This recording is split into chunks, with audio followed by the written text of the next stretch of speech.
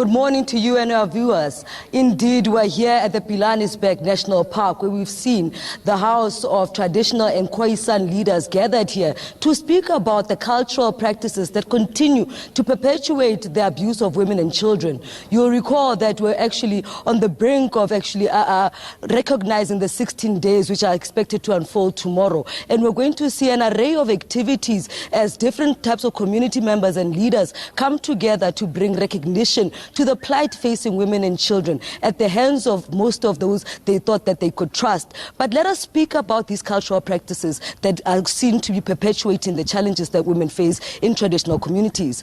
Kgosi, welcome and thank you very much for joining us. Can you tell us, as a woman leader in traditional communities, what are these cultural practices that continue to perpetuate the abuse of women and children? Thank you so much and good morning to your viewers. I think the first one that we can look into is the issue of ukuthwala.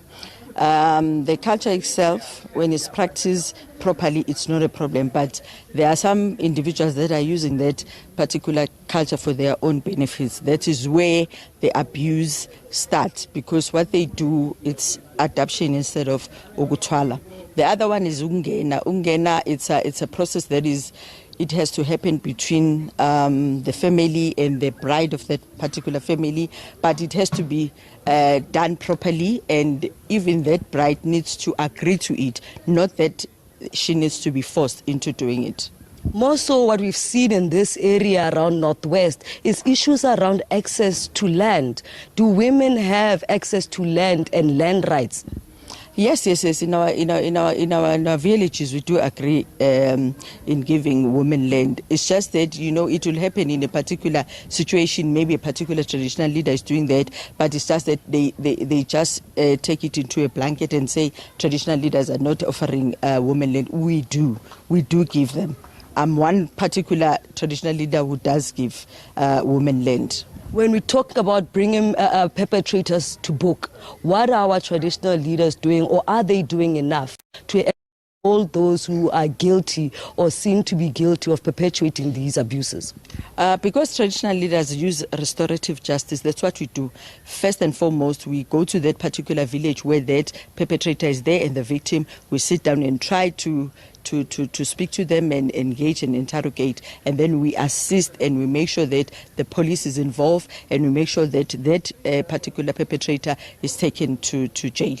Thank you so much for your time, Kgosi Zulu, there, explaining to us the different challenges that are facing women in traditional communities. But the fact that as well, traditional leaders are not complacent. She's painting a picture there of corrective justice that is applied to ensure that those who are found to be guilty of these acts are actually brought to book, but also reformed, so to speak. But to have a better understanding of what the traditional house of, the National House of Traditional Leaders and Khoi-San leadership has got planned in these next 16 days, let us talk to Kgosi Seatlholo.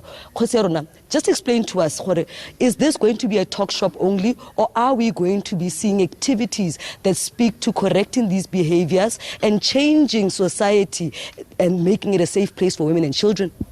No, of course, it's not just a talk shop or a once-off activity.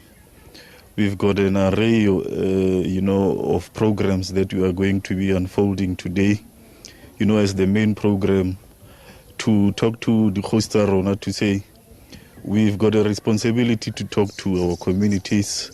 We engage communities in various platforms, in funerals, weddings, even community meetings that we call ourselves, to say we are sitting with this challenge of, abuse against women and children. We have a responsibility to curb it. However, the issue of sexual offences are really a matter of law enforcement agencies. I think our primary responsibility in the matter is to ensure that there's proper coordination. Our duty is to ensure that we coordinate the police, we call them. If there is a need for social workers, maybe where children are not being taken to school for whatever reason, we've got a responsibility to bring in the social workers so that those kids can be enrolled into schools. Your program has kick-started, in fact, already. What are we to see as the agenda progresses throughout the day? Well, there are two things that we are going to do. We've got two ribbons. Others are red, others are white. The red one, we are commemorating the World AIDS Day, which is on the 1st of December. But the white ones is the ones we are going to be wearing to commemorate what is starting tomorrow. We are in solidarity with the women and children who are pressed for whatever reason.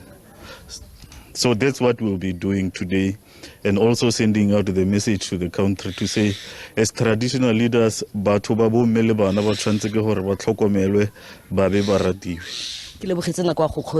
As traditional leaders, their message is that women and children ought to be loved and taken care of.